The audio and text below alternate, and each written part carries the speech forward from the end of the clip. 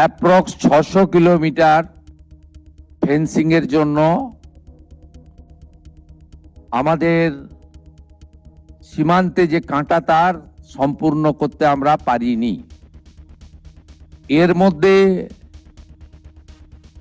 555 kilometre এমন এলাকা রয়েছে যেখানে রাজ্য সরকার চাইলে বিএসএফকে জমি দিতে পারত, কিন্তু বিগত রাজ্য সরকার রাজনৈতিক কারণে, ভোট ব্যাংকের জন্য এবং তাদের যে হাই অ্যাপিজমেন্ট তুষ্টিকরণ তোষণের এজেন্ডা ছিল, সেই কারণে তারা হয়তো দেয়নি।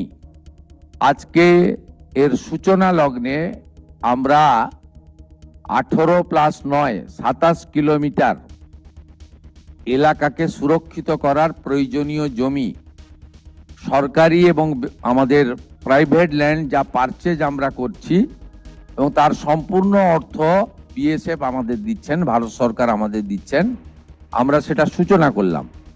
আমি বিশ্বাস করি পশ্চিমবাংলার দেশপ্রেমিক জনগণ এবং আমাদের অত্যন্ত দক্ষ আধিকারিকরা তারা আগামী কিছুদিনের মধ্যেই যতটা জমি আমাদের দেওয়ার দরকার বা আমরা দিতে পারবো, যেখানে যেখানে সীমান্ত সুরক্ষার প্রশ্নে কাঁটাতার দেওয়া সম্ভব, আমরা অতি দ্রুততার সঙ্গে তুলে ধরব।